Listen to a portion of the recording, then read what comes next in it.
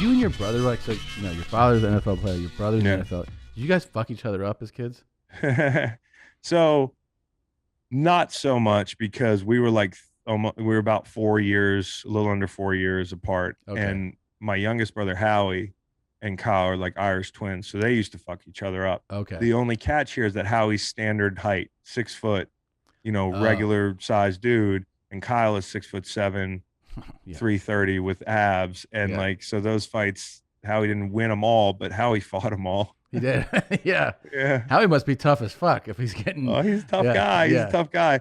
He's a tough guy. But yeah, Kyle's tough as shit too, and he's also big, which is it's Yeah, he's just huge. unfair. Yeah. It's unfair. Did you got because you have played in games together? Because I remember We have. you pulled him off of somebody. What you jumped on for like I pulled him off my best friend. So when he came to Chicago, yeah. or when Chicago came to St. Louis, and we played for the first time, one of my best friends' name is William Hayes. You should Google him, Tom, and eventually probably have him on your podcast. Yeah. He's the funniest person I've ever met. Sure. He believes in mermaids. He doesn't believe in dinosaurs. You probably saw him. I think he went on Jimmy Kimmel's show because when the Rams moved to LA, all this under the radar content, which was escaping the media in St. Louis. Hold on a second. Yeah. You need to book this guy right fucking now. Okay, sorry. This guy believes that mermaids are real? Absolutely, dude.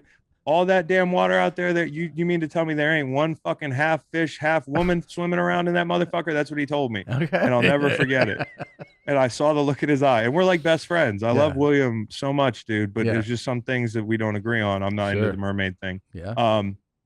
But where were we? Well, we were at your brother and William. Yeah. So basically, we all went to Vegas together. William, Kyle, really the whole D line. We do like a Memorial Day trip at one of those pools, like Rehab, which it's just like it's a good time.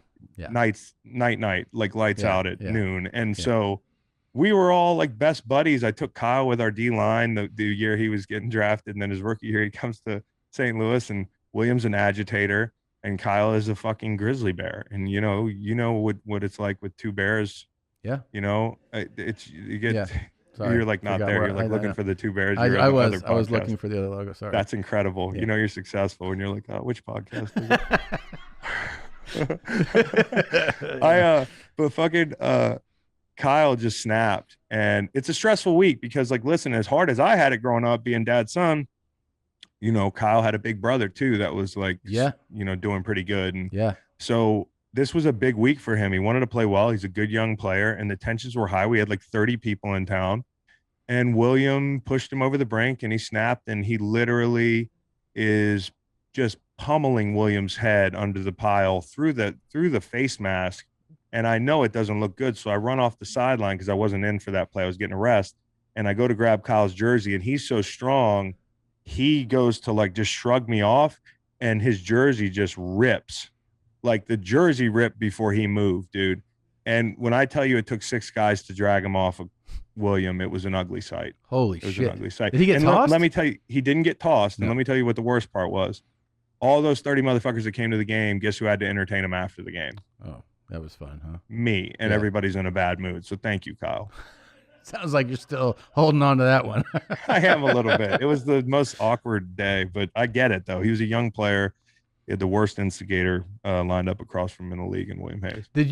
How about you? Because you seem like, you have a good head on your shoulders, and you understand, a lot of all aspects of this game. How are you at handling like provocation?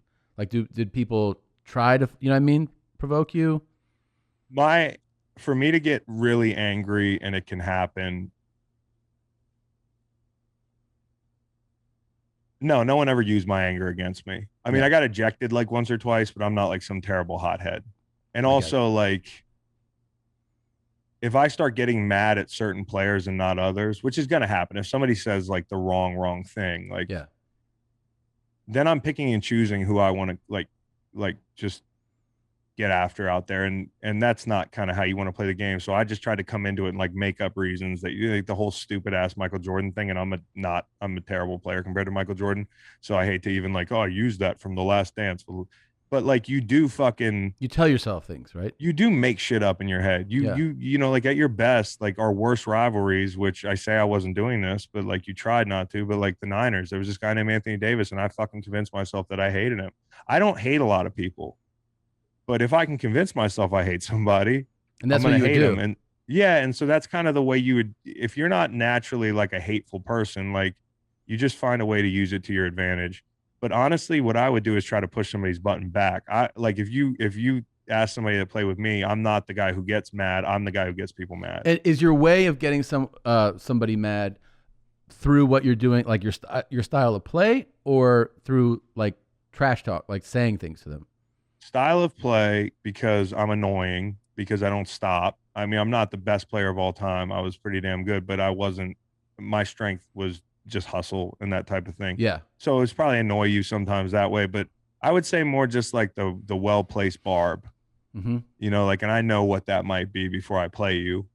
Or I've heard stories about somebody and I'll push a button that, you know, they don't Oh, want me right. to So you push. will, but so you're holding on to that. You're going into this game with a little bit Yeah, of like I'm not gonna pull that out unless you're being a douchebag. And if Yeah. you're being a douchebag, then I'm gonna get you really mad. And offensive linemen usually take D linemen out of our games. Like if you can, you got to take the O lineman out of the game. Yeah, sure.